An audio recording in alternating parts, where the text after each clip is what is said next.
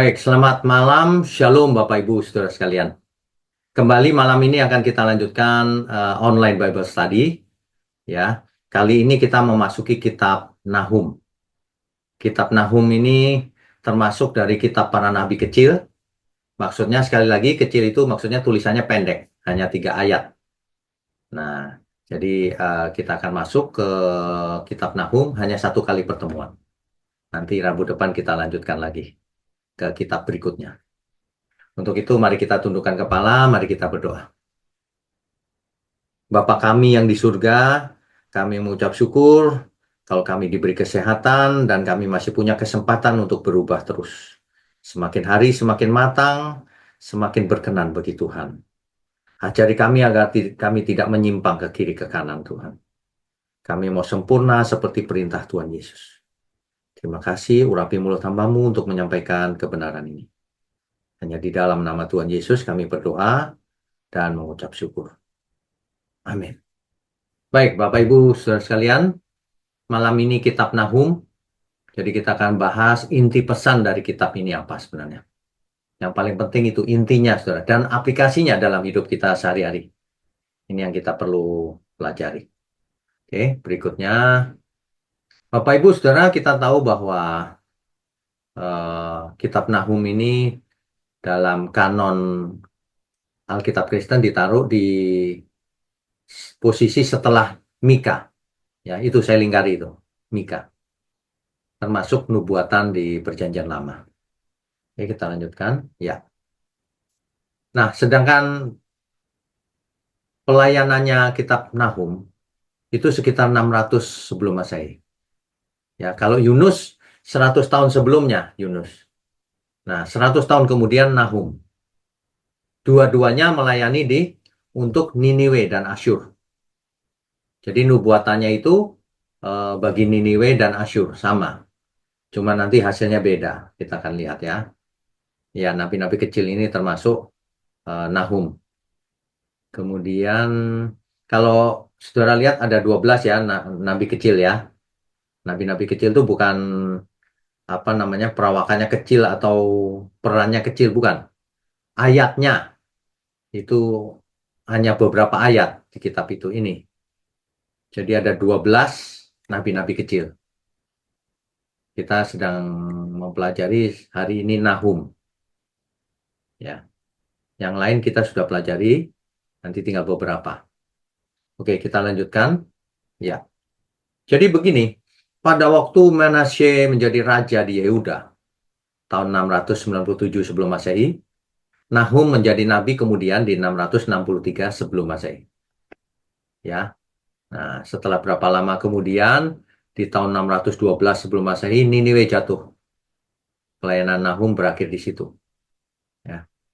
Di 3 tahun kemudian Asyur jatuh total ke tangan Babel. Jadi sebelumnya Niniwe itu kan ibu kotanya ya, ibu kota Asyur. Nah, 3 tahun kemudian Asyur total kalah dengan Babel, 609 sebelum Masehi. Di kemudian hari, di 586 sebelum Masehi, Yehuda pun jatuh, tapi ke tangan Babel. Nah, jadi begitu. Ketika Nahum melayani, Zefanya menjadi nabi. Dan juga Jeremia. Jadi mungkin satu zaman ya, sejaman. Mereka sejaman semua. Oke, kita lanjutkan. Ya. Bapak Ibu Saudara, Nahum itu uh, ditulis oleh Nahum sendiri. Orang Elkos. Nahum itu orang Elkos, Saudara. Ditulis sekitar 663 sampai 612. Tadi di kronologi timeline-nya sudah ya, ada ya. Elkos adalah sebuah desa yang diperkirakan terletak di barat daya Yehuda. Jadi di selatan, di barat daya. Itu asalnya Nahum. Nahum orang sana. Nahum ini dalam bahasa Ibraninya Nahum. Artinya comfort, nyaman, comfort. Ya. Nahum seperti halnya Yunus adalah nabi yang bernubuat tentang Niniwe, ibu kota kerajaan Asyur. Gitu. Ya. Yunus melihat Niniwe bertobat ketika itu. Kita sudah bahas ya, ini 100 tahun sebelumnya tapi. Nah, kemudian setelah zamannya Niniwe, zamannya Yunus maksudnya, Niniwe kembali menjadi jahat di zamannya Nahum. Begitu ceritanya ya. Nah, Asyur ketika itu kerajaan yang menguasai area The Fertile Crescent. Jadi bulan sabit yang subur. Kita pernah bahas Fertile Crescent ini di kitab Kejadian. Ya, tidak terkalahkan Asyur. Kekejamannya telah menaklukkan Israel, kerajaan utara, dan mengakibatkan penderitaan pada Yehuda yang di selatan. Tapi kemudian Nahum memproklamirkan kemarahan Tuhan kepada Asyur. Dan beberapa dekade kemudian kerajaan Asyur hancur oleh Babel. Begitu, saudara. Ya. Nah, The Fertile Crescent ini itu membentang dari pegunungan Taurus di utara ke gurun Arab di selatan dan dari Mediterania Timur ke pegunungan Zagros.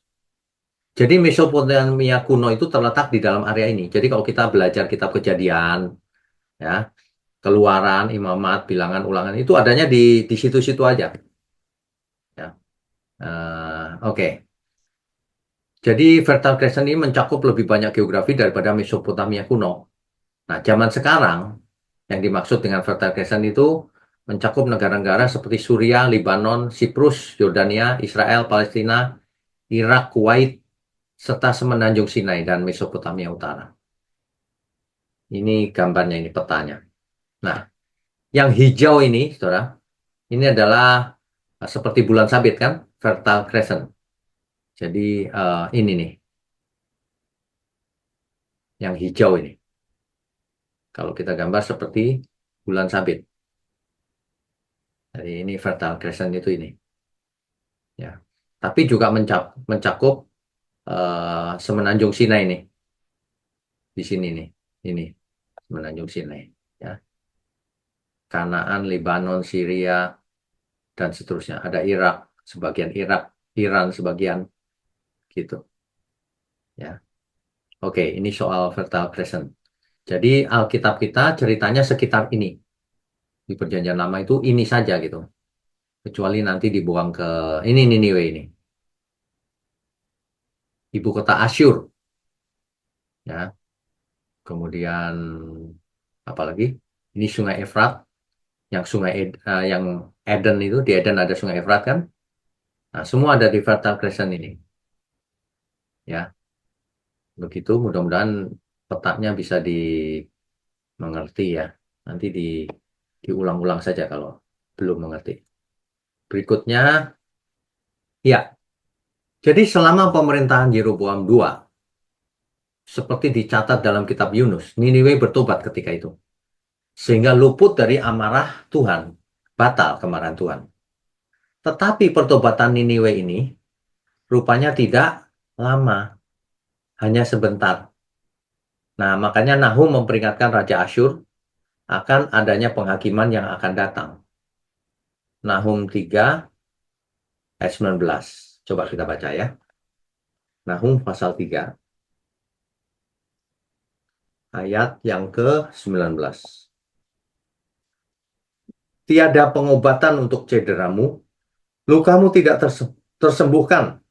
Semua yang mendengar tentang engkau bertepuk tangan karena engkau, sebab kepada siapakah tidak tertimpa perbuatan jahatmu terus-menerus. Ini puisi yang disampaikan kepada Raja Asyur. Begitu, saudara. Nahum juga menyebut adanya penghancuran kota TB. TB itu adanya di Mesir. Ya. Nahum seperti Yunus, yaitu penubuat untuk Niniwe. Bedanya kalau dalam kitab Yunus, Niniwe-nya bertobat. Nah, 100 tahun kemudian di zamannya Nahum, Niniwe kembali pada kejahatannya sehingga dihancurkan Tuhan. Begitu ceritanya dengan kitab Nahum ini. Nah, ini dia. Jadi kitab Nahum itu merupakan kumpulan puisi yang mengisahkan hancurnya salah satu musuh terbesar Israel, yaitu kerajaan Asyur kuno dengan ibu kotanya Niniwe. Ya. Asyur menghancurkan Israel. Israel itu kerajaan di utara ya, dan membuang seluruh kerajaan utara Israel tadi dengan suku-sukunya ke Asyur. Dan itu tidak balik, saudara. Nggak ada kembalinya. Kalau Yehuda dibuang ke Babel, akhirnya kembali lagi membangun Yerusalem kan, begitu. Dan akhirnya lahir Mesias melalui keturunannya itu, ya. Tetapi kemudian pada tahun 612 sebelum Masehi, kekuatan Babel menghancurkan Niniwe. membawa kehancuran kepada seluruh kerajaan Asyur. Habis. Asyur habis sampai hari ini tidak ada ceritanya lagi. Ya, oke. Nah, struktur daripada kitab Nahum ini, bentar. Ya, oke. Pasal 1 menggambarkan bagaimana Tuhan marah terhadap pihak yang jahat dan memberi pengharapan kepada umatnya. Tuhan menampilkan diri dengan kemuliaannya yang menakutkan, gitu. Nanti bisa dibaca di Nahum pasal 1, saudara. Itu adalah kumpulan puisi sebenarnya. Ya, contohnya saya baca ya. Nahum pasal 1 ayat 1.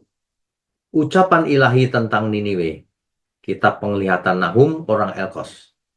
Jadi penglihatan yang diberikan Tuhan kepada Nahum. Nah, ayat 2. Tuhan itu Allah yang cemburu dan pembalas. Tuhan itu membalas dan penuh kehangatan amarah. Tuhan itu pembalas kepada para lawannya dan pendendam kepada para musuhnya. Tuhan itu panjang sabar dan besar kuasa, tetapi ia tidak sekali-kali membebaskan dari hukuman orang yang bersalah. Ia berjalan dalam puting beliung dan badai, dan awan adalah debu kakinya. Ini puisi ya, saudara ya. Jadi harus diartikan secara puisi. Ayat 4 dan seterusnya, saudara bisa baca. Ayat 5 misalnya. Gunung-gunung gemetar terhadap dia. Artinya Tuhan menampilkan kekuasaannya, kemuliaannya gitu. Tapi ditulis secara puisi. Ya, begitu. Oke. Di pasal 2, menggambarkan kejatuhan Niniwe dengan puisi yang indah. Pasal 2 itu tentang kejatuhan Niniwe itu, saudara. Ya. Jadi mulai ayat 3, itu Niniwe itu yang dihancurkan. Ya, oke. Kemudian pasal 3 itu menggambarkan kehancuran Asyur secara keseluruhan. Akhirnya hancur lebur. Kalau tadinya hanya Niniwe ibu kotanya, akhirnya semuanya lenyap. Dikuasai Babel. Begitu ya. Nah, kita lanjutkan. Ya. Jadi pasal 1 ini, kitab Nahum ini, kan cuma 3 pasal. Di pasal 1 ini diawali dengan menggambarkan kekuasaan dan kemuliaan Tuhan. Sama dengan kitab sebelumnya, Mika pasal 1, Habakuk pasal 3. Saudara bisa baca, dimulai dengan menggambarkan kekuasaan dan kemuliaan Tuhan. Bahwa Allah Sang Pencipta yang Maha Kuasa itu mendatangkan keadilan. Artinya pasti menjatuhkan hukuman kepada yang jahat. Pasti. Nah itu bisa, ini sebenarnya mengutip juga hampir sama dengan Keluaran 34 ayat 6-7. Keluaran pasal 34 ayat 6-7. Coba kita baca ya, Keluaran pasal 34 ayat 6-7. Berjalanlah Tuhan lewat dari depannya dan berseru, Tuhan, Tuhan, Allah penyayang dan pengasih, panjang sabar, berlimpah kasihnya dan setianya, yang meneguhkan kasih setianya kepada beribu-ribu orang, yang mengampuni kesalahan, pelanggaran dan dosa, tetapi, perhatikan baik-baik, tetapi tidaklah sekali-kali membebaskan orang yang bersalah dari hukuman, yang membalaskan kesalahan bapa kepada anak-anaknya dan cucunya, kepada keturunan yang ketiga dan keempat. Ya, Tuhan itu adil, tegas, tapi juga penyayang. Artinya kalau orang bertobat pasti diampuni, tidak bertobat dihukum. Tegas ini. Ya, oke. Jadi meskipun Allah menghancurkan kerajaan-kerajaan yang sombong dan jahat, tetapi Ia juga menyediakan perlindungan kepada mereka yang merendahkan diri di hadapannya. Tuhan itu luar biasa, saudara. Oke. Jadi banyak orang yang menyangka bahwa kitab Nahum ini seolah-olah hanya ditujukan kepada Asyur, Niniwe ibu kotanya. Tetapi di pasal 1 kalau kita baca ya, tidak ada disebut Niniwe. Nggak ada. Jadi sebenarnya ini adalah prinsip umum, saudara. Prinsip umum bahwa kalau kerajaan jahat tidak akan bertahan lama. Bahwa Tuhan pasti menghukum orang yang bersalah. Tetapi Tuhan pasti menyediakan solusinya. Kesempatan untuk bertobat. Pasti. Ini prinsip umum. Ya, karena di pasal 1 ini nggak disebut Niniwe. Jadi untuk siapa? Umum. Nah, harus dimengerti dulu nih. Dan ketika Nahum menjelaskan kejatuhan Asyur, yang menggunakan bahasa yang sama yang digunakan oleh Nabi Yesaya untuk menjelaskan jatuhnya Babel di kemudian hari. Perhatikan tuh, ya. Nah, tidak hanya itu, Nahum juga menggambarkan jatuhnya orang-orang jahat sebagai kabar baik bagi umat Allah. Jadi orang jahat yang jatuh itu kabar baik bagi umat Allah. Sebuah ungkapan langsung pada kabar baik yang disampaikan Yesaya tentang jatuhnya Babel suatu saat nanti. Itu Nahum 1 ayat 15, ditulis di Yesaya 52 ayat 7 juga. Ya. Jadi, jatuhnya Niniwe itu merupakan sebuah contoh saja. Bagaimana Allah turut bekerja dalam sejarah. Ia tidak akan membiarkan kerajaan-kerajaan yang jahat bertahan selamanya. Pesan yang sama disampaikan uh, kepada Raja Nebukadnezar. Ditulis di kitab Daniel. Kita sudah bahas di sesi yang lalu tentang kitab Daniel yang berganti kerajaan, tapi tidak ada yang bertahan semuanya. Ya, oke, kita lanjutkan dulu. Pasal 2 menggambarkan pertempuran di Niniwe dan penggulingan kota itu dalam tahap-tahap yang progresif. Kita melihat barisan depan tentara Babel, serangan kereta perang, kekacauan di tembok kota saat kota itu ditembus, pembantaian orang-orang Niniwe, dan akhirnya penjarahan kota itu. Ditulis di pasal 2. Saudara bisa baca, tapi gayanya puisi. Ya. Nah, pasal 3 menggambarkan akibat kejatuhan kota itu bagi kekaisaran secara keseluruhan. Nahum mengumumkan malapetaka atas kota itu, yang raja-rajanya membangunnya dengan darah orang-orang yang tidak bersalah. Kejam sekali ini, Asyur. Sebuah gambaran tentang bagaimana ketidakadilan dibangun ke dalam sistem yang membuat bangsa itu berhasil. Kekerasan mereka telah menabur benih kehancuran mereka sendiri, dan dengan demikian Asyur jatuh di hadapan Babel. Buku ini diakhiri dengan ejekan terhadap Raja Asyur, saudara, yang telah tumbang, yang menderita luka yang fatal.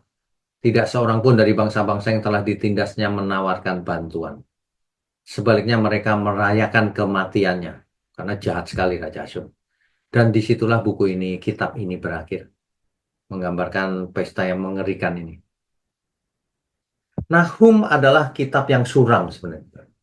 Tetapi penting untuk melihat bagaimana pesan Nahum membahas siklus, siklus tragis dan terus-menerus dari kekerasan, penindasan, dan penderitaan manusia. Bapak, Ibu, Saudara, kalau kita perhatikan sejarah dunia ini, selalu diwarnai dengan ini dari hari ke hari. Kekuasaan pemerintahan itu, kerajaan itu, selalu ada kekerasan, penindasan terhadap yang lemah, dan penderitaan. Siklus ini berulang terus, siklus tragis ini. Nah, sejarah manusia dipenuhi dengan suku-suku dan bangsa-bangsa yang meninggikan diri dan menggunakan kekerasan untuk mengambil apa yang mereka inginkan, yang selalu mengakibatkan hilangnya banyak nyawa orang yang tidak bersalah. Makanya dari dulu sudah terjadi pemerasan, korupsi. Kalau suatu kerajaan itu tidak bisa dipercaya atau jahat terhadap umat Tuhan, tidak akan bertahan. Tuhan akan menghukum pasti. Ya, ini hendaknya kita bisa belajar dari kitab Nahum ini, saudara. Kita lanjutkan dulu. Ya. Jadi kesimpulannya, kitab Nahum itu menggunakan Asyur dan Babel sebagai contoh saja. Jadi bukan khusus untuk Asyur dan Babel, ini sebagai contoh. Mengatakan bahwa Allah berduka dan peduli terhadap kematian orang-orang yang tidak bersalah. Dan bahwa kebaikan dan keadilannya mendorongnya untuk mengatur kejatuhan bangsa-bangsa yang menindas. Jadi Tuhan turut serta membuat kerajaan-kerajaan yang menindas tadi, yang tidak adil, yang korupsi, yang kejam, binasa, jatuh akhirnya. Ya. Penghakiman Allah atas kejahatan adalah kabar baik, tetapi merupakan kabar buruk bagi yang si jahat. Ya. Hal ini membawa kita kembali ke kesimpulan puisi yang pertama tadi, bahwa Tuhan itu baik, tempat berlindung pada waktu kesusahan, Ia memperhatikan orang-orang yang berlindung padanya. Nahum 1 ayat 7 itu. Ya. Nah, kitab ini mengajak para pembacanya untuk merendahkan hati di hadapan keadilan Tuhan di hadapan Tuhan, agar kita hidup adil, tidak menekan yang lemah, ya, mengasihi, nah, dan seterusnya. Dan percaya bahwa pada waktunya dia akan menghadapi para penindas di setiap waktu dan tempat. Setiap orang yang jahat, setiap kerajaan yang jahat tidak akan lolos dari hukuman Tuhan. Tidak akan pernah. Itu pesan utamanya. Di dalam kitab Nahum dipakai contoh Niniwe, ibu kota Asyur. Dan Asyur pun punah dari sejarah sampai hari ini. Oke, kita lanjutkan. Ya. Jadi di kitab Daniel, kita sudah melihat mimpinya Raja Nebukadnezar, bukan? Perhatikan baik-baik nih. Yang kerajaan Babel akhirnya punah, ya, dikalahkan oleh kerajaan Media Persia. Media Persia akhirnya punah lagi, dikalahkan oleh kerajaan Yunani, Alexander the Great. Kemudian kalah lagi dengan kerajaan Roma. Demikian juga dan kerajaan yang lain-lain nih, yang kecil-kecil. Siapa saja yang berkuasa, akhirnya dunia berakhir. Semua kerajaan ini akan dihancurkan Tuhan karena tidak adil. Ya, jadi kalau kita masih ingat waktu kita bahas kitab Daniel, di mimpi Nebukadnezar itu terakhir ada batu yang bukan dibuat oleh tangan manusia, menghancurkan semua kerajaan yang ada. Itulah kedatangan Tuhan Yesus yang kedua kali. Ya, oke, kita lanjutkan. Ya, jadi Nahum itu pesannya itu, saudara. Baik. Dengan demikian kita bisa belajar, jangan mengulang kesalahan yang sama. Bagi kita semua, jangan kita jadi orang yang tidak punya belas kasihan, tidak adil kepada orang yang miskin, yang lemah, menindas, korupsi, dan lain-lain. Karena orang semacam itu, kerajaan seperti itu, pemerintahan seperti itu, pasti dihancurkan Tuhan. Pasti. Hanya menunggu waktunya saja. Bahkan, individu pun akan dihancurkan Tuhan. Kalau sombong, tidak adil, pelit, apalagi ya, tidak punya belas kasihan terhadap sesama, pasti binasa orang seperti itu. Makanya dikatakan orang kaya sulit masuk kerajaan surga. Apalagi yang baru kaya. Wah, gayanya itu hidup mewah, tapi tidak punya belas kasihan sama sesama. Tapi terhadap pekerjaan Tuhan, tidak peduli. Wah, mengerikan orang seperti ini. Ya, jadi saya lihat beberapa orang itu masih begitu. Berulang dari dulu sampai sekarang. Nah, dari kitab Nahum kita tahu Tuhan itu adil, tegas, meskipun juga penyayang. Orang nggak bisa disayangi, tidak bisa diberi kesempatan untuk bertobat, tidak mau bertobat, binasa. Saya rasa itu sudah jelas ya. Kita bisa lanjutkan dengan diskusi dan tanya jawab. Silakan resen kalau ada yang mau bertanya. Ya, Ibu Ibu Ria yang pertama, silakan di-unmute dulu, Bu. Ya. Ya, Pak. Shalom Pak Bigno, selamat Halo. malam. Halo. Terima kasih untuk kesempatan buat saya. Ya. Mau bertanya Pak, tadi saya melihat peta. Ya. Peta itu ya. Sebentar, yang lain semua jangan di-unmute, yang bertanya saja yang unmute. Oke, silakan Bu. Baik, peta itu Pak mengitari yang saat ini itu daerah-daerah non-Kristen. Pertanyaan saya, padahal kan tadi kerajaan Asyur atau Niniwe itu berada di sekitar itu, Jazirah Arab. Berarti kan Tuhan memulai pekerjaannya di daerah itu. Ya. Lah, itu juga daerah-daerah Mesopotamia, ada Irak, di Irak. Itu juga di benua Asia. Ya. Lalu itu tadi yang sekarang Turki dulu Efesus. Ya, pertanyaan betul. Saya Pak, pekerjaan Tuhan dimulai dari sana, tetapi kenapa justru pekerjaan Tuhan seperti tidak nyata di sana saat ini? Oke, baik. Karena yang kita tahu Arab itu bukan lagi mayoritas pengikut Tuhan Yesus, demikian juga pokoknya negara-negara Arab. Ya, Mengapa demikian, Pak? Justru ya, yang jauh dari daerah pekerjaan Tuhan seperti kita yang di Indonesia, Asia Tenggara, justru yang malah eh, sangat mendengarkan, beroleh berita anugerah itu. Mohon baik, penjelasan Pak Ignyo, terima kasih. baik. Sebenarnya eh, berita baik atau Injil itu diberitakan ke seluruh dunia. Tidak ada bedanya. Nah, awal mula dari sana, tapi menyebar ke seluruh dunia. Nah, setelah itu tergantung masing-masing, Bu.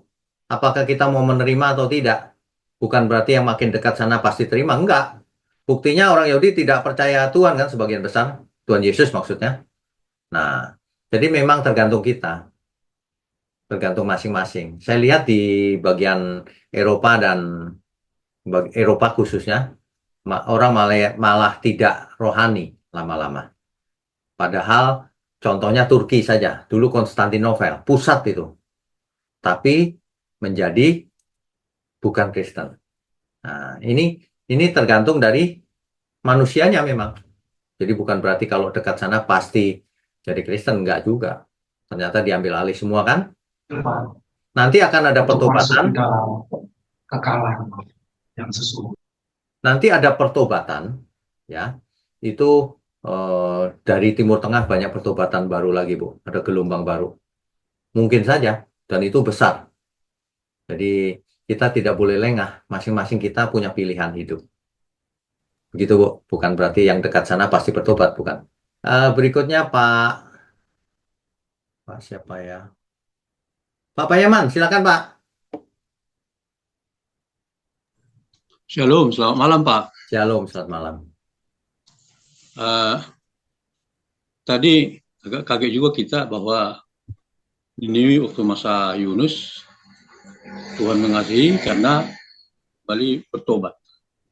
Ya, Kemudian setelah 100 tahun lebih masa Nabi Nahum kembali tidak bertobat. ya, Jadi 100 tahun jaraknya gitu, berarti mungkin barangkali waktu masa Nabi Yunus sudah makin sedikit yang hidup setelah 100 tahun barangkali Pak ya. Tapi yang menjadi pertanyaan saya, apa kira-kira penyebab mereka itu sampai begitu berubah karakter setelah 100 tahun kemudian pada ya, dengan Nabi? Terima kasih Pak.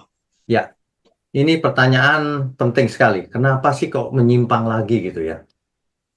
Sebenarnya pertanyaan ini harus ditanyakan ke kita semua juga, Pak. Sudah 2000 tahun berlalu, Alkitab sudah lengkap, kok masih suka menyimpang ya manusia ya? Itu sama persis loh, Pak. Ya kan? Kan kita sudah punya lengkap nih. Kok masih menyimpang juga? Apa sih masalahnya gitu loh? Kok suka dosa? Disuruh selamat kok sulit? Nah, itu. Pertanyaan itu jadi pertanyaan terus, Pak, sampai hari ini. Kenapa sih disuruh selamat kok tidak mau gitu? Aduh, bandel sih Pak, kayak Israel itu, bandel. Manusia pada umumnya memang dagingnya itu kuat sekali. Jadi kalau kita nggak serius ikut Tuhan, mau melepaskan diri, mematikan kedagingan kita nggak bisa sih, nggak gampang. Gitu Pak. Jadi tepatnya Pak, pertanyaan ini untuk diri sendiri Pak ya. Ya, Bukannya, untuk diri sendiri. nah, berarti kita semua ini peserta introspeksi lah ya. Ya, betul. Terima kasih Pak, saya juga terpikir tadi Oke, begitu. Tapi betul, betul yang Bapak katakan, ya kita tanya dulu diri kita, kenapa ya? Kayak iya, begitu. iya, Gini, kok masih belum seperti yang kita harapkan. iya. Ya, ya, makasih Pak. Oke. Selamat. Ya, Tuhan berkati. Berikutnya silakan. Pak Kris, silakan Pak Kris.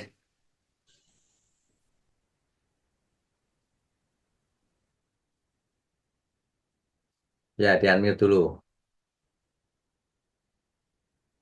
Ya, Ya, malam Pak. Kalau selamat malam. saya minta tolong dikoreksi Pak, betul atau salah.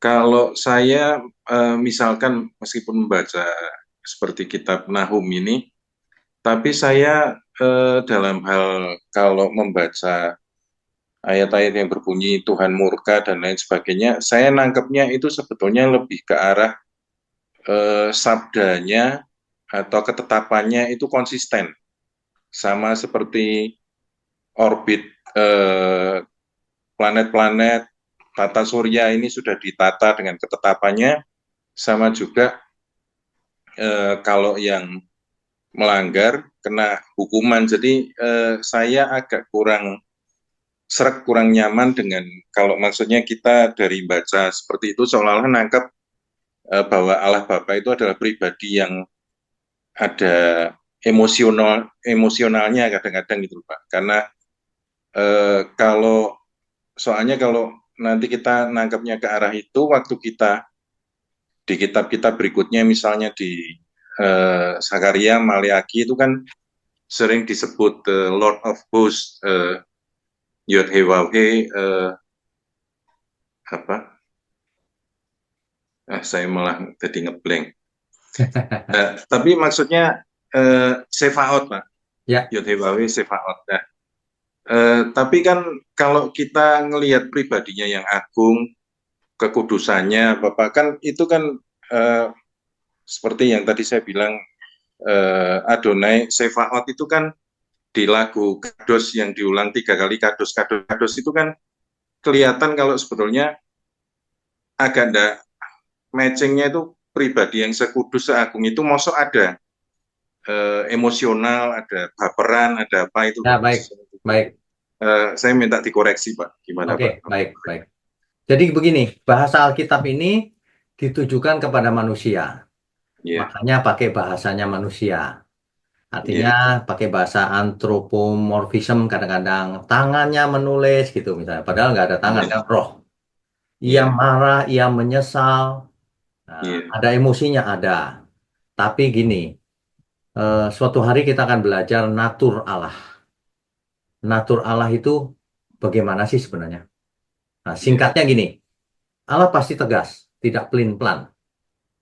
Pasti tidak standar ganda. Kalau orang salah, harus dihukum. Mau umat pilihan mau bukan, sama hukumnya. Tegas, adil. Tapi ia juga punya natur kasih. Di samping natur-natur yang lain nanti, kalau kita belajar. Natur kasih ini dengan tegasnya ini pas, sempurna. Karena Allah itu sempurna. Jadi tidak mungkin tidak adil, tapi juga tidak mungkin tidak mengasihi. Nah, itu yang sulit dibahasakan. Makanya kalau kita belajar Alkitab harus lengkap. Kalau cuma sedikit atau sebagian nanti ketemu Allah itu pencemburu. Kok pencemburu? Gitu. Harus mengerti pencemburu itu maksudnya apa. Iya. Guru ilahi, nah maksudnya apa gitu Pak Bes. Jadi memang bahasanya itu bahasa manusia. Ya, jadi terminologi yang bisa kita pahami sebagai Ya, pembaca ya. betul. Makanya Tuhan Yesus kan pakai perumpamaan-perumpamaan itu supaya seolah-olah kayak seperti paradigma yang surgawi itu bisa dipadankan dengan pemahaman kita itu kira-kira seperti apa, kan hanya itu Pak. Iya, dibuat analoginya. Yang kita cari di OBS ini kan sebetulnya kan bagaimana kita memahami paradigma surgawi itu sebetulnya kan Ya. dari tulisan gaya bahasa yang berbagai macam ini tuh Pak. Betul. Ini kalau kita baca ya Pak, puisi kan. Kalau orang nggak mengerti gambar besarnya, ini apa ya gitu. Tapi kalau gambar besarnya sudah tadi saya sajikan, nanti waktu baca sendiri udah ngerti. Gitu. Terus juga untuk sekedar info saya minta tolong dikoreksi Pak. Sebetulnya yang sering kali kita lihat kayak di kitab Nahum apa ini peringatan untuk bangsa Asyur. Saya kebetulan dulu pernah beli satu buku apa yang isinya banyak relief-relief apa semacam prasasti-prasasti dari zaman ke zaman. Oke.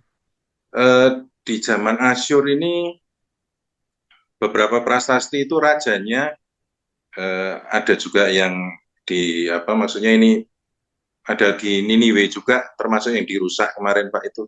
Ya, ya. Rajanya itu megang kepala orang yang dipenggal, raja lain yang ditaklukkan itu maksudnya maaf saya pakai bahasa yang seperti kayak mainan gitu Pak, kayak kalau kita sekarang modelnya ada boneka Labubu. Jadi sebetulnya itu untuk apa menjatuhkan mental bangsa-bangsa lain yang mau ditaklukkan sebetulnya. Ya. Cuma kan untuk bangsa lain itu kan, ternyata ada manusia yang derajat kejamnya jauh melebihi kita. Itu yang sebetulnya membuat Tuhan murka dan tidak ngampuni itu semacam itu. Hmm. Dan ternyata bangsa-bangsa berikutnya waktu naklukan kayak Babel apa itu malah bukan cuma satu tapi sampai belasan yang digantung di kuda atau apa kalau kita misalnya pernah lihat di film atau apa. Jadi sampai tadi yang saya setuju Pak Wigno bilang setiap kali ada penaklukan itu salah satunya kan kekejaman. Ya. Yang kita baca di Alkitab itu tertulis waktu penaklukan itu bahkan wanita yang mengandung dibelah sekalian Ya. sama bayinya. Ya. Ada itu di Alkitab. Ya. Beberapa puluh tahun yang lalu waktu pemusnahan bangsa Yahudi, mereka dimasukkan ke ruang gas dan terus dibakar begitu saja seperti. Jadi kadang kan yang seolah-olah kan kita kalau baca Alkitabnya cuma sepenggal kan cuma Allah kok kayak gitu ya, kok baperan atau apa. Tapi kejahatannya bangsa yang dimusnahkan itu kan kita kan tidak tahu sebetulnya. Ya, sampai seberapa. betul. Menurut Pak Wigno gimana Pak? Ya, jadi gini, kita itu tidak boleh menghakimi atau menilai. Kenapa? Karena kita tidak punya informasi yang lengkap. Ya, Kekejamannya seperti apa sih sehingga suku Amalek itu harus dihabiskan semuanya? Kenapa? ya, Nah, banyak orang asal bicara enteng. Kalau orang ada di posisi sana baru tahu kekejamannya itu seperti apa. Di zaman gereja mula-mula itu para rasul. Tapi nyala aja mah, Itu tapi jangan bunyiin. jangan di-unmute ya. Di zaman para rasul itu kan orang-orang Kristen di Roma juga kejam sekali kan. Disate Pak, Iya. tubuhnya Iya. itu, diobor. Iya. Itu gila itu Kaisar Nero itu. Obor Iya. manusia. Waduh. Itu Kalau- biasanya memang kan satu paket Pak, penaklukan itu untuk menghancurkan moral Ya, tempurnya bangsa lain supaya Iya. nyalinya ciut kan pamer kekejaman sebetulnya. Iya. Kan. Nah di situ Tuhan marah sekali. Manusia sampai kejam begitu. Jangankan kejam, manusia tidak punya belas kasihan aja Tuhan marah. Diciptakan menjadi makhluk ilahi kok jadi makhluk setan. Gitu. Ini pelajaran buat kita loh semuanya. Iya. Gitu. Ya. Satu terakhir Pak. Ya. Tadi pertanyaan mengenai kenapa kok di Timur Tengah itu maksudnya orang Kristen makin sedikit itu Pak. Ya. Saya kebetulan kalau lagi dulu pas sebelum COVID kumpul-kumpul sama teman-teman misi itu setiap kali ada konferensi misi dunia sebetulnya bukan berapa juta penambahan, tapi kami mengikuti blueprint-nya yang itu perintah jadikan semua bangsa muridku atau bangsa atau suku. Jadi sebetulnya yang kami hitung itu suku mana yang belum terjangkau. Oke. Bukan berapa persennya, Pak.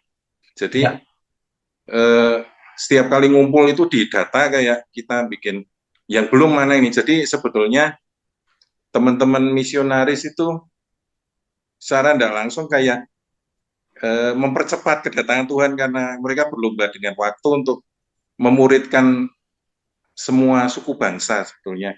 Ya, mengerti. Kalau mengenai berapa persennya kami patuh karena Tuhan Yesus sendiri bilang banyak yang dipanggil, sedikit yang dipilih karena prosentasenya populasinya bukan urusan kami itu, cuma kami berusaha menjangkau seluas mungkin. Menurut Pak Wigno gimana? Iya. Nah, saya setuju dengan itu. Ini termasuk kalau kita perhatikan penerjemahan Alkitab ke seluruh bahasa di dunia. Ternyata di seluruh dunia itu ada sekitar 7.000 sampai 8.000 bahasa loh. Ternyata. Nah, belum semuanya diterjemahkan. Nah, jadi itu termasuk jadikan semua bangsa muridku lewat itu juga tuh. Terjemahan yang versi lokal dari seluruh bahasa di dunia. Iya. Jadi memang di Papua aja ada kira-kira 275 suku, Pak. Makanya Papua. nggak terbayang oleh kita. Jadi PR kita memang banyak. Iya, Pak. Banyak sekali. Jadi itu saja, Pak. Kita lakukan bagian kita, berapapun hasilnya terserah. Tapi kita iya, karena itu kan karya Roh Kudus sebetulnya. Iya, betul. Kita ini cuma kayak keledai yang bawa barang kita ngantarkan kabar baik gitu aja. Iya, kita cuma dipakai Jadi, sebagai sarana saja. Pak Mulyono, silakan Pak.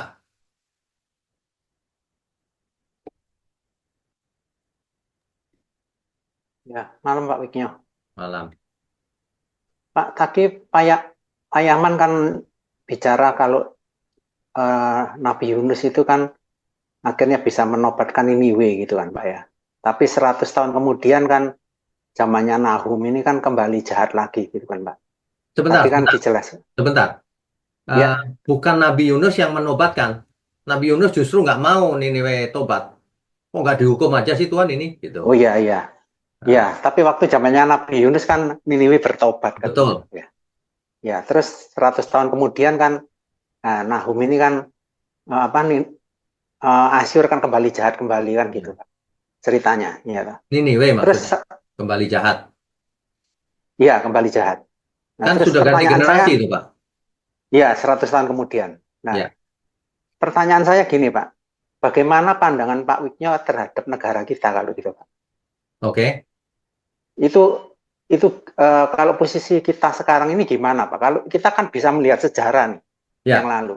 Ya. Nah, kalau bangsa kita ini arahnya kemana kalau menurut pandangan Pak Wiknya? Kira-kira Oke. kemana Pak? Begini, nggak cuma bangsa kita, bangsa seluruh dunia. Bagian kita harus kita lakukan. Apa yang bisa kita lakukan, maksimal kita lakukan. Nah, setelah itu responnya bagaimana? Itu sudah di luar kita. Kita lakukan bagian kita saja sebaik mungkin. Contohnya gini, saya bukan seorang politikus. Jadi saya tidak mungkin buat keputusan, bukan anggota DPR membuat keputusan di DPR ya. Saya nggak dituntut untuk itu oleh Tuhan. Tapi saya dituntut untuk menyebarkan kebenaran siapapun, nggak peduli, pokoknya kebenaran yang kita sampaikan. Nah, kalau kita semua efektif, tentu saja pengaruhnya akan dahsyat. Sebagian dari yang mendengar kebenaran menjadi anggota DPR, menjadi duduk di pemerintahan dan seterusnya, kebijakan-kebijakan akan berbeda tentunya. Sayang sekali, ada banyak contoh orang Kristen pun nggak benar juga. Korupsi dan sebagainya. Sayang sekali, dunia ini memang kacau, Pak. Makanya kita mikirnya sebagai individu kita lakukan bagian kita semaksimal mungkin. Supaya dunia mendapatkan berkat dari hidup kita. Meskipun sekecil apapun. Jangan sampai tidak berkarya. Itu. Berarti cara pandangnya yang dirubah gitu ya Pak. Ini kan soalnya pertanyaan saya kan ngomong sejarah. Kalau keadaan sekarang kita ini besok kita juga bisa jadi sejarah gitu loh Pak. Betul. Kan gitu kan. Cuma cara pandangnya Pak Wiyong tadi kan bagaimana kita menjalankan misi Tuhan dari diri kita kan, bukan lihat kondisi negara kita kan gitu Pak. Kalau kita lihat kondisi luar, lalu apa? Kalau kita bisa meresponi dengan baik, ya kita harus responi. Makanya setiap orang beda kan. Kalau saya duduk di pemerintahan, tentu saya buat kebijakan, policy yang membela rakyat kecil, yang untuk kemuliaan Tuhan, yang begitu-begitu. Kalau saya duduk di sana, kalau saya nggak duduk, apa yang bisa saya lakukan? Ya khotbah kebenaran supaya jemaat cerdas. Dan jemaat yang cerdas kalau dia duduk di pemerintahan akan membuat kebijakan-kebijakan yang memberkati semua orang. Kan gitu. Efeknya domino itu, domino efek. Gitu. Ya. Begitu, Pak Mulyono? Ya, oke. Itu aja Pak Wiknya. Oke, ya, memberkati. Ya, makasih Pak. Berikutnya Pak Epenius, silakan. Ya, selamat malam. Selamat malam. Pak dosen. Ya. Saya mau tanya dua dan yang ketiga itu untuk buku. Jadi yang pertama dalam Alkitab, tapi kenapa ada puisi-puisi? Pak dosen tolong bacaannya. Kenapa ada puisi maksudnya? Ya. Oke, baik. Ya. Jadi Alkitab itu ada jenis kitab yang sejarah. Misalnya Kisah Para Rasul, itu tipenya sejarah jenisnya. Kalau Mazmur, itu tipenya Mazmur, nyanyian. Nah, jadi memang Alkitab ditulis dengan banyak gaya bahasa. Ada yang sejarah, ada yang nubuatan, ada yang memang nyanyian seperti Mazmur itu contohnya nyanyian. Ya, puisi tentunya. Nyanyian ya dengan puisi ya. Ada yang disampaikan dengan perumpamaan. Hal kerajaan surga, alangkah sulitnya orang kaya masuk kerajaan surga seperti lebih mudah unta masuk lubang jarum. Nah, itu kan gaya bahasa. Puisi juga, perumpamaan juga, kiasan juga, nyanyian juga gitu. Gitu, Pak. Ya, yang kedua, Ya. yang kedua mulai dari keluaran sampai terus yang di dalam peta. Yang tadi kita ikuti itu nama-nama itu masih ada atau sekarang sudah diganti nama-nama yang lain, nama Oh, kota atau itu. baik, baik. Itu nama-nama kuno Mesopotamia kan sekarang sudah tidak ada nama Mesopotamia, ya kan? Ya, Itu nama-nama kuno, kota-kota kuno. Zaman sekarang namanya sudah berubah semua. saya pikir masih ada. Iya, Masih ada. Misalnya Tigris, hari ini masih ada Sungai Tigris. Tapi sebagian berubah juga. Contohnya ya, dulu Babel, sekarang hmm, sebagian Irak kan. Kan ya, gitu. Dulu ada Gunung Ararat, sekarang masih ada Gunung Ararat. Di Turki adanya. Jadi memang perubahan nama bisa juga. Ya, ya. gitu. Makasih. Itu Karena saya saja. ikuti barusan jelaskan setiap Oh, uh, baik, baik. karena saya ikuti setiap pedalaman Alkitab itu barusan jelaskan terus itu yang saya tanya tadi. Jadi terima kasih. Oh, Terus baik. yang ketiga, yang ketiga ini buku seri kesempurnaan pedalaman Alkitab tujuh natural sudah berarti minta ke buku sudah cetak atau masih belum? Oh, belum. Saya belum cetak Oh, buku sama sekali. oh Karena ya, karena saya lagi mencari percetakan dan orang yang bisa bantu saya untuk editing ya. sehingga nanti kita bisa produksi banyak buku. Ya, Hmm. uh, maaf, Berarti sudah belum. barusan sudah berarti kami yang ikut-ikut ini tetap dapat ya. Ya, boleh. Nanti Ya, karena kalau sudah jadi buku kan saya umumkan pasti. ya Ya, berkati sekali jadi. ya, ya. Oke, Hmm.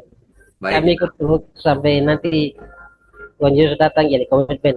Ya, amin. Terima kasih. Tuhan berkati, Pak. Ya, sama-sama. Ya, berikutnya Ibu Meme, silakan Bu.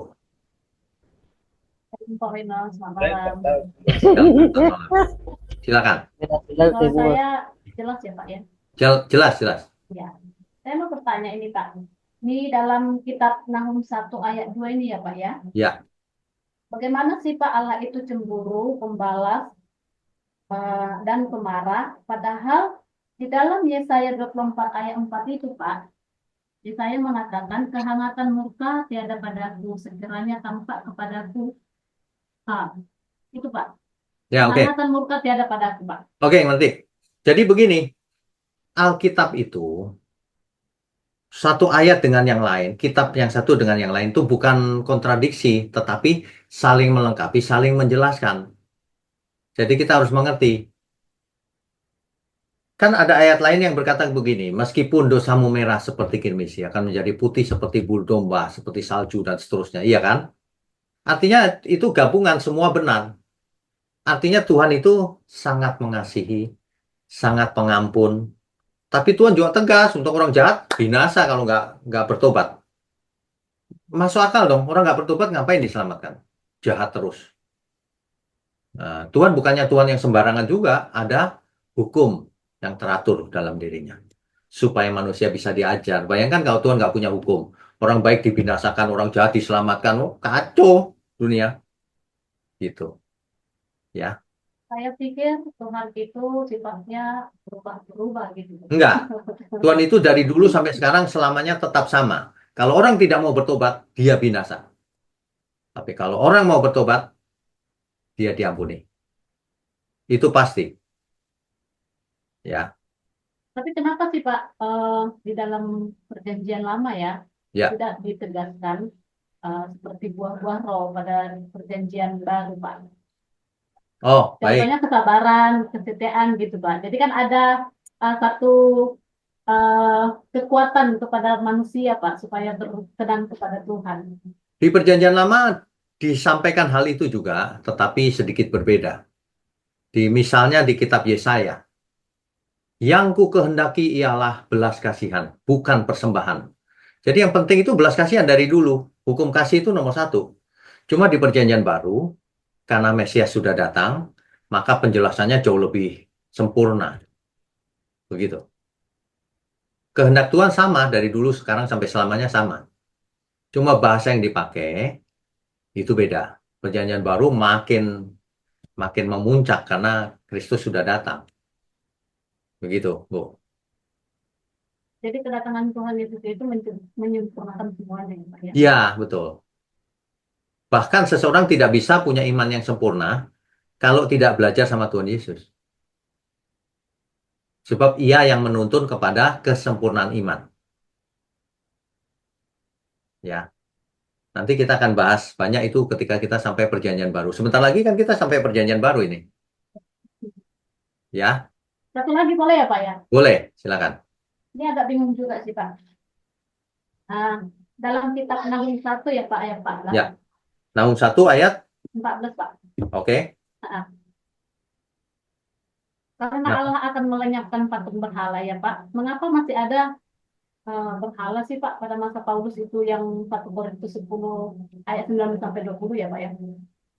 Sekarang juga masih ada berhala, Bu. Jangan heran. Oh, Iya, dulu ada ya, sekarang aja ada. Iya kan? iya Pak.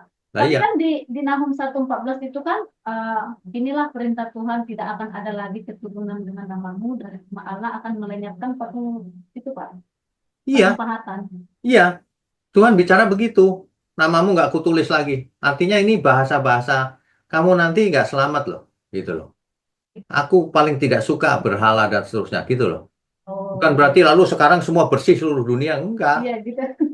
Bukan begitu. Ya. Ya Pak, ya Pak. Ngerti. Oke. Ya Pak, makasih ya Pak. Tuhan berkati. Tuhan berkati, Shalom. Berikutnya Bu Patricia, silakan. Shalom Pak Weknyo. Shalom. Iya, saya mau tanyakan, tadi kata Bapak Allah itu kalau ada orang salah itu menghukum. Nah, sementara pernah dijelaskan ke saya bahwa Allah itu nggak pernah menghukum. Jadi manusia itu dihukum oleh perbuatannya sendiri. Nah, itu gimana, Pak? Oke, baik. Jadi kita kembali ke Alkitab saja, Ibu. Ya.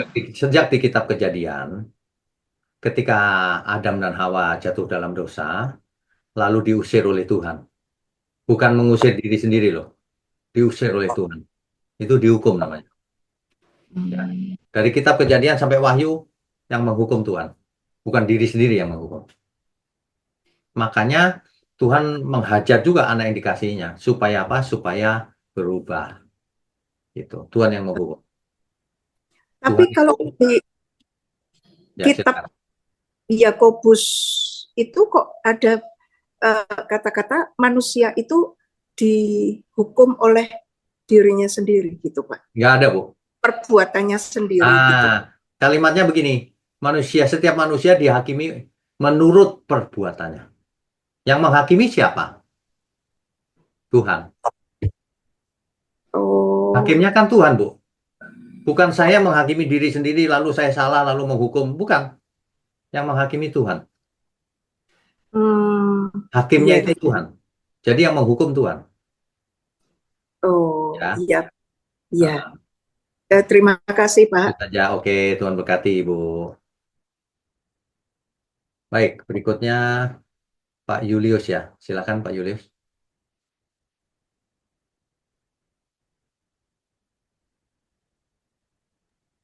Ya. Malam Pak Wisnu. Selamat malam. Iya Pak, kalau kita lihat sejarah Allah di Perjanjian Lama, itu seperti ada interaksi kepada umat, sama seperti ketika Yesus berinteraksi dengan perempuan yang ketika Yesus jawab kan, tidak patut mengambil roti yang disediakan bagi anak-anak dan melemparkannya pada anjing. Ya. Terus perempuan itu menjawab, benar Tuhan, namun anjing itu makan remah-remah yang jatuh dari meja tuannya. Ide untuk menyelamatkan bangsa di luar bangsa Yahudi keluar dari ucapan wanita yang ini, atau memang ada konsep Allah memang mau menyelamatkan dunia secara utuh lewat bangsa Israel, Pak? Oke, baik. Ini pertanyaan bagus sekali nih. Sebenarnya itu sangat jelas kalau kita baca Alkitab, khususnya Perjanjian Baru. Karena Alkitab mengatakan, firman Tuhan mengatakan, Yohanes Pembaptis berkata, inilah anak domba Allah yang menghapus dosa dunia. Yang bukan menghapus dosa Israel, menghapus dosa dunia. Bahkan dikatakan di banyak ayat, Pak. Ia menebus dosa semua manusia. Di Abraham, janji Tuhan kepada Abraham apa? Karena melalui keturunanmu, semua kaum di muka bumi, bukan cuma Israel, semua kaum di muka bumi akan mendapatkan berkat. Berkat apa itu? Berkat keselamatan. Nah, di ayatnya yang lain lagi berkata, bukan hanya orang Yahudi, tetapi juga Yunani, bahkan untuk semua orang. Gitu. Jadi Allah di Perjanjian Lama dan di Perjanjian Baru itu sebetulnya sifat emosionalnya ada ya, Sama. seperti ingin diakui gitu, Pak.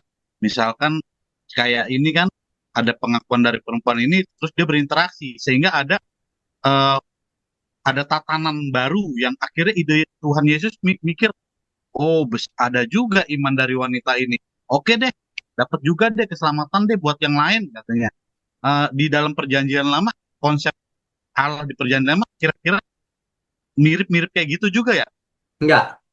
Dari awal Enggak. Tuhan sudah punya planning atau rencana untuk menyelamatkan seluruh dunia, seluruh umat manusia, bukan cuma Israel. Kalau kita baca dengan lengkap, Taurat diberikan kepada Israel sementara.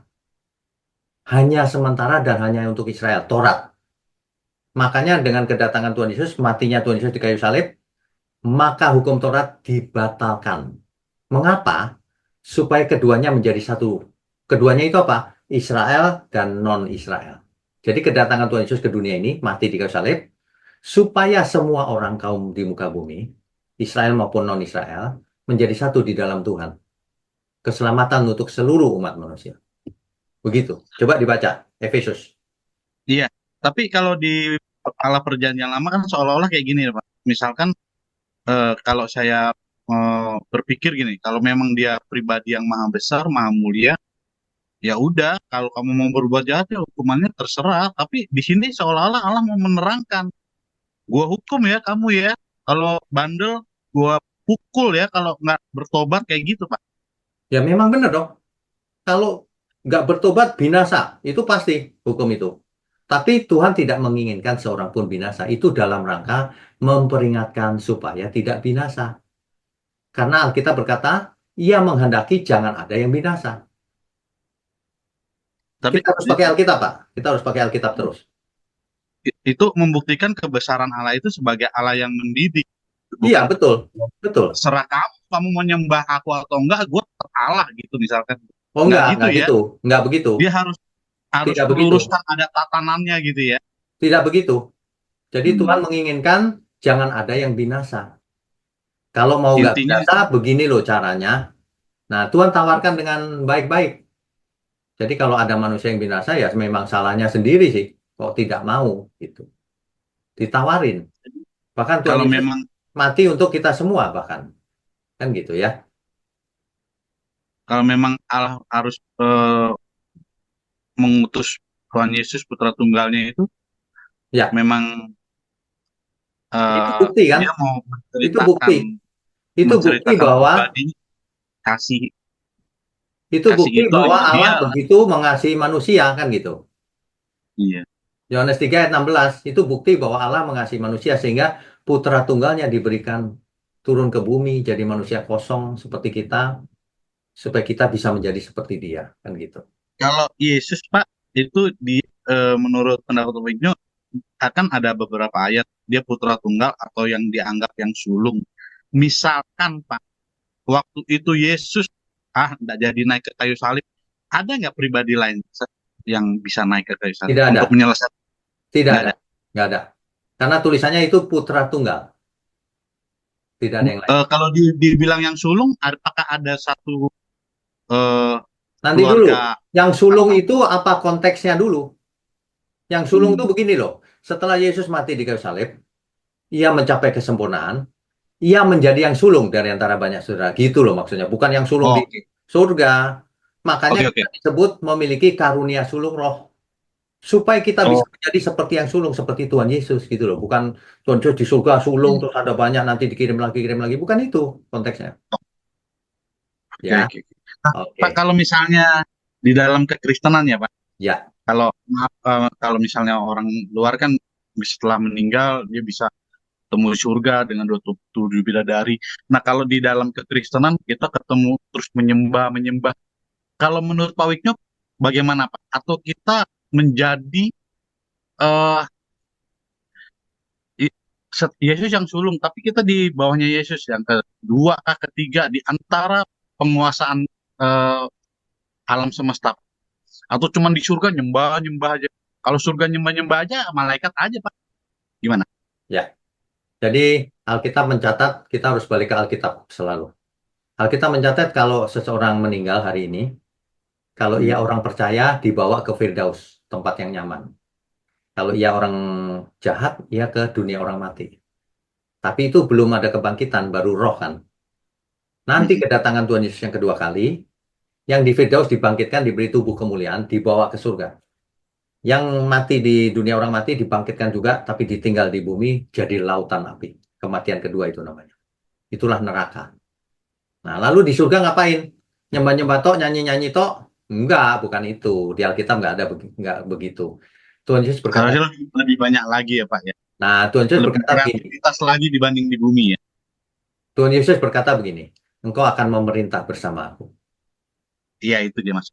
Ya, jadi gini, di sana kan langit bumi baru. Di bumi kan kita disuruh bekerja, menguasai bumi untuk Tuhan dan sebagainya. Ya, sama. Cuman bukan yang sekarang ini bayangannya. Seperti yang mula-mula, kita belum tahu mula-mula seperti apa. Kan gitu. Iya, Ya. Pak. Jadi bukan nyembah-nyembah melulu, apalagi nyanyi-nyanyi pakai paduan suara gitu, orang nggak tertarik ke surga lama-lama. Iya, Bukan. itu dia makanya. Enggak begitu. Oke. Iya, dah. Lucu Terima juga kasih Pak ya. Wino. Ya, Tuhan berkati. Terakhir, Pak Petrus ya. Oh, ada Bu Mariana nanti. Sebentar, Pak Petrus Pak dulu. Wikno. Ya, shalom, malam. Silakan. Pak, mungkin ini saya mau bertanya. Kemarin ada teman bertanya kepada saya Ya, silakan. tentang apakah manusia di zaman Tuhan Yesus masih diuji apa tidak. Kemarin saya sudah coba sedikit menjelaskan lewat ayat firman Yesaya 48 ayat 10. Ya. Sesungguhnya aku telah memurnikan engkau, namun bukan seperti perak, tetapi aku telah menguji engkau dalam dapur kesengsaraan. Saya sudah cukup sedikit menjelaskan bahwa Tuhan itu sampai sekarang masih menguji. Menguji itu artinya bisa lewat sakit penyakit, bisa lewat segala permasalahan. Tapi Bapak ini tidak mau terima apa yang saya masukan dari saya. Jadi malam hari ini saya mau minta jawaban yang lebih lagi dari Pak Wikno. Apakah di zaman sekarang ini manusia masih diuji apa tidak? Baik. Ini pertanyaan bagus sekali. Jadi begini loh, kalau kita mau mengerti itu harus seluruh Alkitab. Jangan cuma satu kalimat, dua kalimat, satu ayat, dua ayat. Harus lengkap. Saya bacakan salah satunya ya. 2 Korintus 5 ayat 10. Sebab kita semua harus menghadap tahta pengadilan Kristus. Supaya apa? Supaya setiap orang memperoleh apa yang patut diterimanya.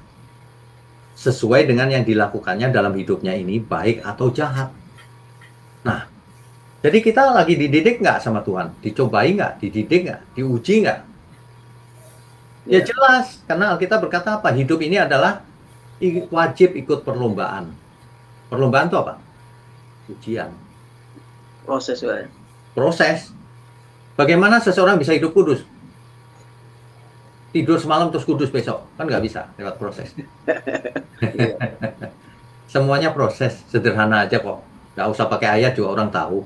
Iya, betul. Mengampuni aja belajar, mana bisa mengampuni langsung. Betul Pak, saya sudah coba menjelaskan juga lewat kehidupan anak bersekolah. Anak sekolah aja mau menghadapi satu ujian untuk supaya dia mencapai kelulusan, dia harus belajar dan akan mengikuti ujian itu sehingga dia bisa naik kelas atau lulus. Ya. Kalau saya menjelaskan seperti itu, kasih contoh seperti itu, tapi tetap ngeyel aja nggak mau. Dia bilang sudah Begini, tidak Pak. ada lagi. Sudah Begini. tidak ada lagi. Kalau menghadapi orang yang ngeyel-ngeyel begitu, meskipun sudah dijelaskan pakai contoh sederhana, tetap tidak mau, ya sudah Pak, nggak usah diterusin, percuma ngomong. Buang Tadi Bapak tadi energi. di 2 Korintus berapa tadi, Pak? 2 Korintus 5 ayat 10. Ayat 10. Baik, Pak. Terima kasih, Pak Wikyo. Nanti saya akan coba sampaikan ayat ini ke dia lagi. Mudah-mudahan dia mau terima dan mengerti. Satu lagi Pak, ditulis Ibrani 12 ayat 1. Bentar, Pak. Ibrani 12 berapa? ayat 1. Kita itu ikut perlombaan yang diwajibkan. Berlomba. Ujian itu sebenarnya. Ibrani 12 ayat 1, Pak. Ya. Ya, baik, Pak. Ya, oke. Siap. Makasih banyak, Pak Wikyo. Terima kasih. Bu Mariana sekarang. Silakan, Bu.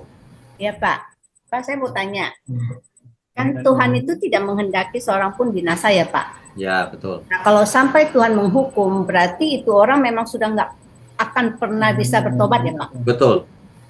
Berarti Tuhan sudah tahu dong ya Pak, isi hati manusia itu bahwa tidak akan diberi waktu lagi gitu Pak. Bisa jadi ya. Kenapa? Karena contohnya Ananias Safira yang menipu Tuhan langsung mati. Seandainya nggak langsung mati, dia nggak bertobat juga, Bu. Tuhan sudah tahu. Iya, seperti yang Firaun yang dikeraskan Betul. hatinya itu.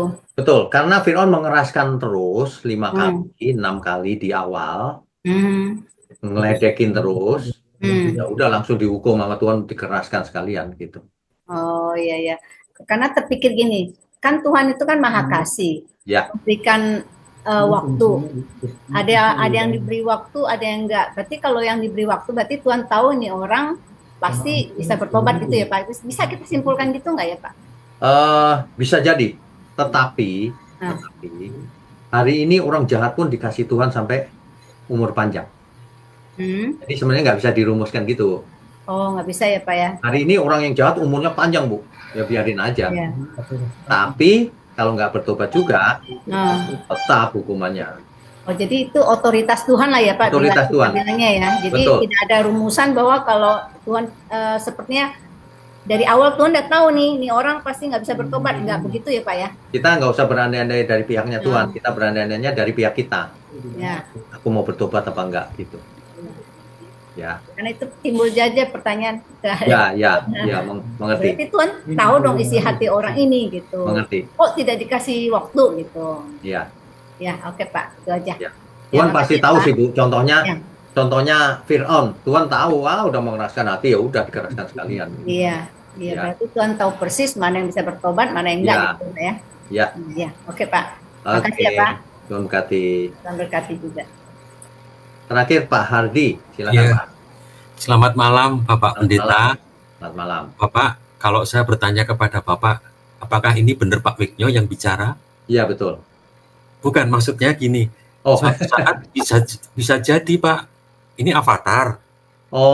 Nah, apakah dengan uji kebenaran itu bisa dilacak bahwa ini yang bicara benar-benar Bapak Pendeta Wiknyo? Itu Bisa, satu. Yang kedua, kalau toh nanti dalam bentuk avatar, kalau nanti ujung-ujungnya membawa keselamatan, berita keselamatan, apakah itu bisa kami terima ya, dengan keyakinan iman kami? Itu Pak. Ya baik, ngerti.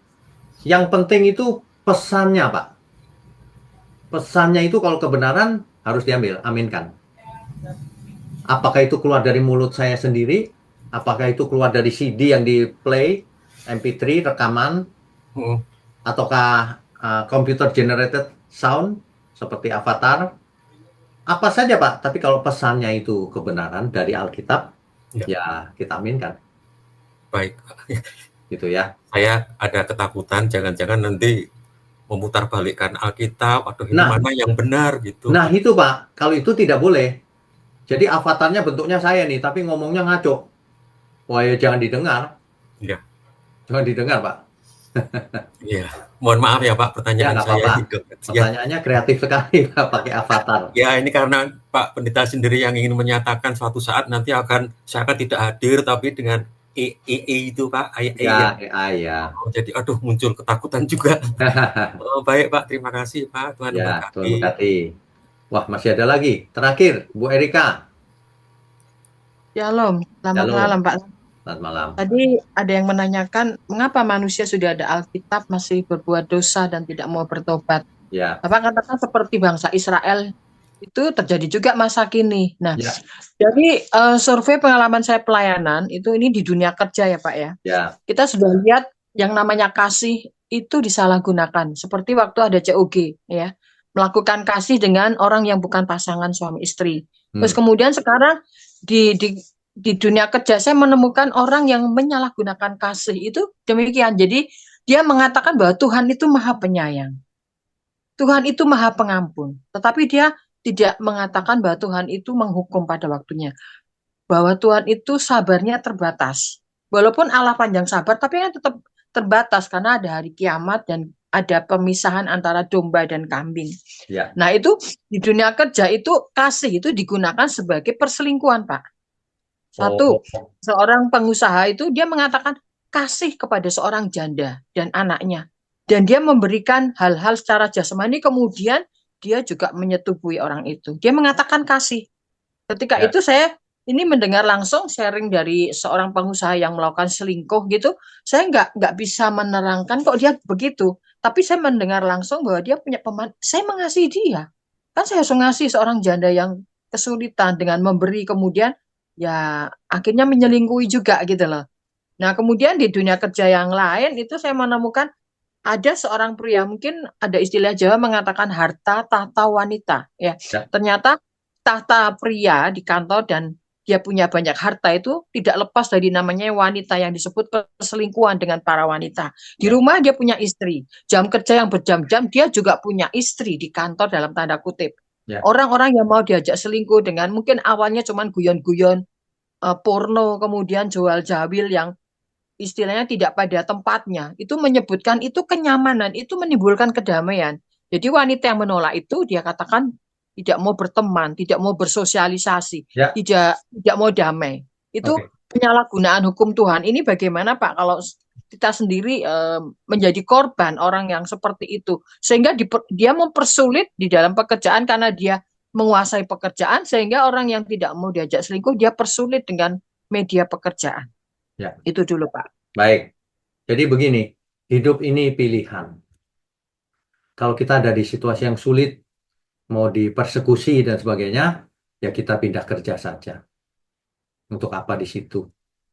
Nah, tapi perlu diingatkan orang itu, kasih menurutmu itu kan menurut pikiranmu sendiri. Kalau menurut Alkitab itu benar apa enggak? Kamu tidak takut Tuhan ya, gitu. Coba ketemu saya tegur baik-baik. Artinya itu enggak takut Tuhan, malah mempermainkan hukum kasih. Itu bukan kasih, itu perselingkuhan namanya. Itu perjinahan. Kok kasih? Saya sering loh ketemu beberapa kali ketemu tuh yang orang ngomong, kan saya mengasihi dia. Aduh, loh. Mengasihi kok istri orang lain. Itu bukan mengasihi namanya, itu berjinah namanya. Gitu ya. Ya, jadi kalau bahasa Jawa bisa dikatakan empan papan ya Pak ya. Tidak pada tempatnya begitu. Iya, dunia aneh-aneh. Sentuhan hanya untuk pasangan suami istri, tetapi dia lakukan juga untuk teman kerja. Iya. Kalau teman kerjanya menolak, dia akan menghubung-hubungkan dan mempersulit di dalam pekerjaan dengan cara yang dunia ini memang banyak orang jahat, Bu. Memang. Ya. Tapi tunggu hukuman Tuhan. Tunggu aja. Nggak lama kok. Ya. Ya. Itu yang sering dilupakan mereka yang menyalahgunakan kasih itu situ. Lupa bahwa Tuhan itu akan menghukum. Ada waktunya Tuhan untuk melakukan itu. Betul. Terima kasih Pak. Tuhan memberkati baik, Pak. Tuhan berkati. Terakhir Ibu Mika ya. Terakhir. Selamat malam Pak Wisnu. Selamat malam, silakan. Pak, saya mau tanya, saya lihat di Matius, Markus, ya. Sederhana saja, cuman saya mau yang lebih fix begitu. Ada kan di Matius 16 itu, setiap orang yang mau mengikut aku, ya harus menyangkal dirinya, memikul salibnya dan mengikut aku. Yang saya mau garis bawahi di sini Pak, tentang menyangkal diri. Yang dimaksud Tuhan Yesus menyangkal diri itu, bisa Bapak tolong berikan contoh yang lebih konkret begitu. Baik. Terima Baik. kasih, Pak. Ini tentu saja menjadi pertanyaan bukan hanya Ibu, banyak orang. Menyangkal diri itu apa sih sebenarnya? Masa mau menyangkal gini, aku bukan Wigno, bukan itu maksudnya. Ya, ya. Menyangkal diri itu menyangkal manusia lama kita. Oh. Jadi aku itu sukanya ini loh, tapi yang ini itu berbuat dosa, tidak berkenan bagi Tuhan. Kusangkali, aku nggak suka itu. Begitu, Bu. Kalau mau pakai kalimat lain, mematikan diri, Mematikan mematikan keinginan manusia daging. lama, mematikan keinginan daging, tepat. Itu maksudnya. Mematikan keinginan daging. Menyangkal diri itu, saya suka itu, tapi tidak berkenan. Kusangkali aja, aku nggak suka. Gitu. Begitu Pak ya. Mematikan manusia lama kita. Oh, begitu. Ya. Baik, maksudnya. Ya, hanya Itu itu saja. Pak. Oh, baik. Terima Tuhan kasih berkati. Pak, Tuhan memberkati. Tuhan berkati, Ibu. Baik, Bapak Ibu, Saudara, kita sudah selesai, sudah jamnya juga sudah lewat sedikit. Kita berdoa yuk. Bapa kami yang di surga, terima kasih untuk malam ini. Ada banyak pertanyaan yang sangat memberkati kami. Terima kasih, Tuhan berkati program online Bible Study ini agar menjadi berkat bagi seluruh dunia. Terima kasih Tuhan, kami percaya Tuhan berkenan atas apa yang kami lakukan. Hanya di dalam nama Tuhan Yesus kami berdoa dan mengucap syukur. Amin.